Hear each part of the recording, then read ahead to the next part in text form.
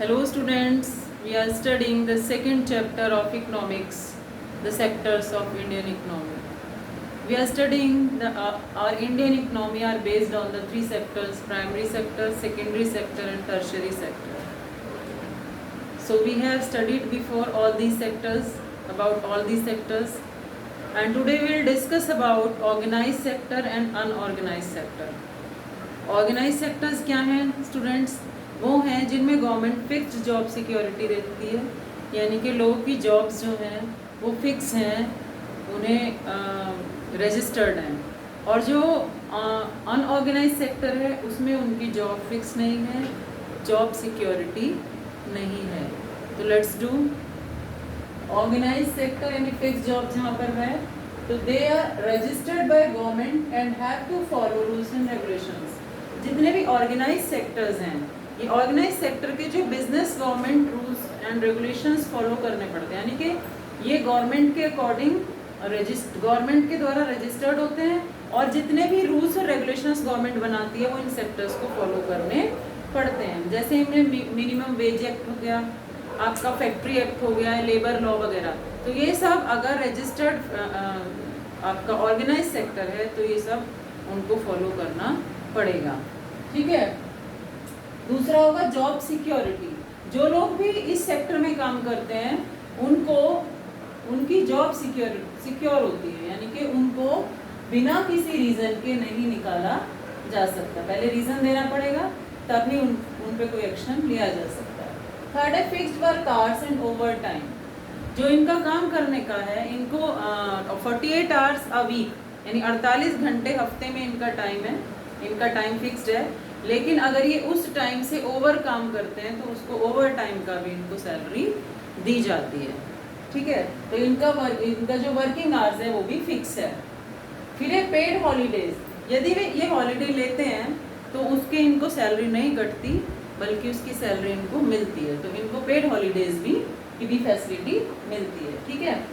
Good working conditions. Good working conditions क्या है कि इस सेक्टर में जो वर्किंग कंडीशंस है वो अच्छी होती हैं।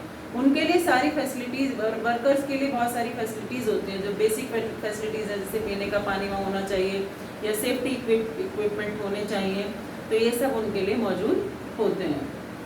उसके बाद है पेंशन। जॉब के बाद जब रिटायरमेंट होता है उसके बाद इनको पेंशन मिलती है, यानी कि मृत्यु तक इनको पैसा मिलता है, पेंशन मिलती है। उसके अब एग्जाम्पल क्या है कि इन सेक्टर्स के अंडर कौन कौन से आते हैं? गवर्नमेंट जॉब्स, बैंक, स्कूल, यानी कि सारी कंपनीज जिनके एंड, यानी जो प्राइवेट लिमिटेड जिनके एंड में आता है वो सब इसी के अंडर होती हैं। हॉस्पिटल है, प्राइवेट स्कूल है, बैंक है, ये सब ऑर्गेनाइज सेक्टर के अंदर काम करते हैं, ठीक है। अब आ जाता है हमारा अनऑर्गेनाइज सेक्टर। इसमें क्या है? नो सिक्योरिटी ऑफ जॉब्स, यानी कि इसमें जॉब की सिक्योरिटी नहीं है और ना ही ये गवर्नमेंट द्वारा रजिस्टर्ड होते हैं, कोई सिक्योरिटी नहीं होती। अब देखते हैं क्या है, ये जस्ट इसके अपोजिट है।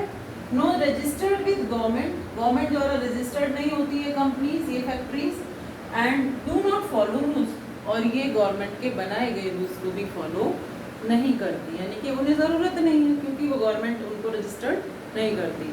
दूसरा है इस सेक्टर में नो जॉब सिक्योरिटी।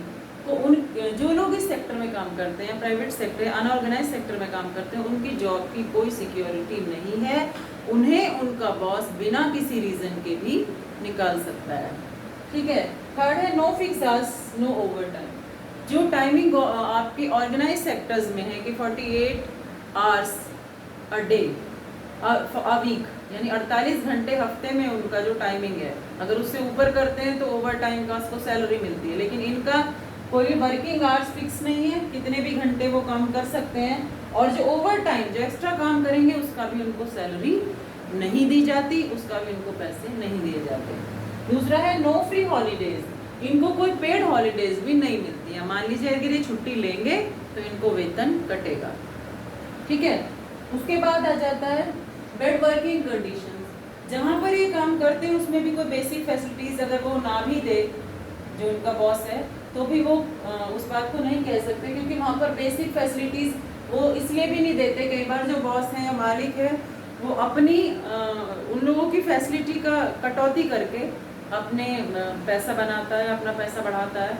तो इसलिए वर्किंग बेड कंडीशंस भी हम कह सकते हैं कि जो वहाँ पर जो ज़रूरत की चीज़ें हैं कई बार वो नहीं होती, पीने का पानी है या जो सेफ्टी इक्विपमेंट हैं वो मौजूद नहीं होते। तीसरा आता है नो पेंशन। रिटायरमेंट के बाद अनऑर्गेनाइज सेक्टर में पेंशन नहीं मिलती। ऑर्गेनाइज में पेंशन मिलती है बट इसमें पेंशन नहीं मिलती। एग्जाम्पल में क्या आता है, फार्मिंग एंड जो आप देखते हो कि ढाबे जो खुले होते हैं वो अनऑर्गेनाइज सेक्टर का सबसे अच्छा उदाहरण है। आप देखते हैं कि फार्मिंग जो खेती करते हैं वहाँ पर कोई गवर्नमेंट द्वारा वो रजिस्टर्ड नहीं होती, कोई वर्किंग आवर्स फिक्स नहीं होते, कुछ उसमें इस तरह की फैसिलिटी नहीं दी जाती, कोई पेंशन नहीं होती। तो ये सबसे अच्छा उदाहरण है अनऑर्गेनाइज सेक्टर का।